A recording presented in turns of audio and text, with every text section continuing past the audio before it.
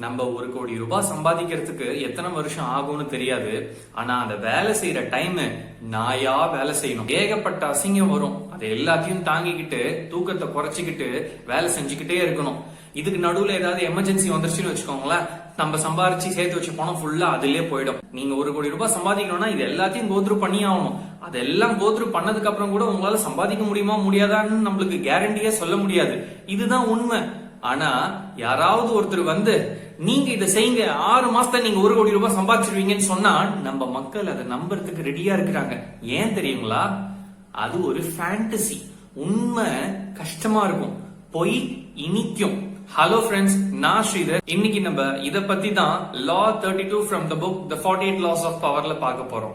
நீங்க போயிட்டு மக்கள் கிட்ட வந்து உங்களுக்கு ஒரு உடம்பு சரியில்லை, இதை நீங்க செய்யுங்க, இந்த மாதிரி எக்ஸசைஸ் பண்ணுங்க, இதை நீங்க ரெகுலரா சாப்பிடுங்க, ஒரு 3 வருஷத்துல உங்க உடம்பு குணமாயிடும்னு சொல்றாங்கன்னு வச்சுக்கோங்களேன், அது ரொம்ப கஷ்டம். இதை யாராவது வந்து நீங்க இதை செய்யுங்க, 3 மாசத்துல நீங்க அப்படியே ஸ்லிம் ஆயிடுவீங்க, ஒல்லி ஆயிடுவீங்க, எக்ஸசைஸே பண்ண தேவையில்லை, இப்படிதாங்க நம்ம மக்கள். நம்மளுக்கு தெரியும் இது பொய், இது வேலைக்கு ஆகாது, இது உண்மை இல்ல அப்படின்னு தெரிஞ்சாலும் நம்ம அந்த மைண்டுக்குள்ள ஒரு ஃபேண்டசி இருந்துகிட்டே இருக்கு. எக்ஸ்பெக்ட் பண்ணிக்கிட்டே இருக்கிறோம், அது நடந்துராதா, இந்த மாதிரி ஒரு மேஜிக் நடந்துராதா அப்படின்னு நம்ம யோசிச்சுக்கிட்டே இருக்கும். அதை தாங்க நிறைய மோசமான பொய் சொல்ற ஃப்ராட் பீப்புள் யூஸ் பண்றாங்க. இந்த லாவை வச்சு நீங்க மத்தவங்களை ஏமாத்தவும் முடியும், ஏமாத்துறவங்க கிட்ட இருந்து உங்களை காப்பாத்திக்கவும் முடியும். இந்த கோர்ஸை நீங்க எடுங்க, 6 மாசத்துல நீங்க கோடியா சம்பாதிப்பீங்க அப்படின்னு சொல்லுவாங்க. நம்மளும் அதை நம்புவோம். ஏன்னா ஃபேண்டசி. நான் என்னோட ரியல் லைஃப் எக்ஸ்பீரியன்ஸே சொல்றேன். நான் ஒரு சில காரணங்களால நெட்வொர்க் மார்க்கெட்டிங் ஜாயின் பண்ணேன். என்னோட கம்பெனில இருந்த அப்ளைன்ஸ் எல்லாரும் வந்து ஜாயின் பண்ணதுக்கு அப்புறமா பொய் சொல்லு, இப்படி சொல்லு, அப்படி சொல்லு, அப்பதான் அவங்க வந்து ஜாயின் பண்ணுவாங்க அப்படின்னு சொன்னாங்க. எனக்கு பொய் சொல்றதுக்கு வரமாட்டுது. சோ நான் போயிட்டு உண்மையை தான் சொன்னேன். இந்த பாருங்க, ரொம்ப கஷ்டமான வேலை, நிறைய பேருக்கு போய் பார்த்து பேசுற மாதிரி இருக்கும், ஈஸியான ஜாப்லாம் கிடையாது அப்படின்னு சொன்னேன். யாருமே சேரல. ஒரு 6 மாசம் நானும் கஷ்டப்பட்டு நிறைய பேரை போய் பார்த்தேன், ஒருத்தர் கூட சேரல. ஆனா என் கூடவே சேர்ந்த மத்தவங்க எல்லாரும் 10-12 பேருன்னு சேர்த்துட்டாங்க.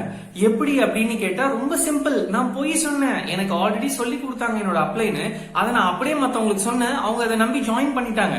கண்டென்ட் என்னன்னா, நீங்க எவ்வளவுக்கு எவ்வளவு உண்மையா இருக்கிறீங்களோ அவ்வளவுக்கு அவ்வளவு மத்தவங்களுக்கு உங்களை பார்த்தா இது ரொம்ப கஷ்டமான விஷயம், இதெல்லாம் என்னால செய்ய முடியாது, எனக்கு இது வேணாம் அப்படின்னு சொல்லுவாங்க. அதே நீங்க அந்த ஃபேண்டசியை இமேஜின் பண்ற மாதிரி கிரியேட் பண்ணுங்களேன்.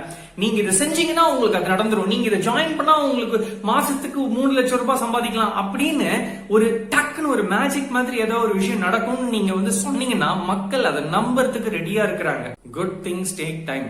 நீங்க எந்த ஒரு விஷயம் பண்ணணும்னாலும் அதுக்கு டைம் எடுத்துதான் ஆகும், அதுதான் உண்மை.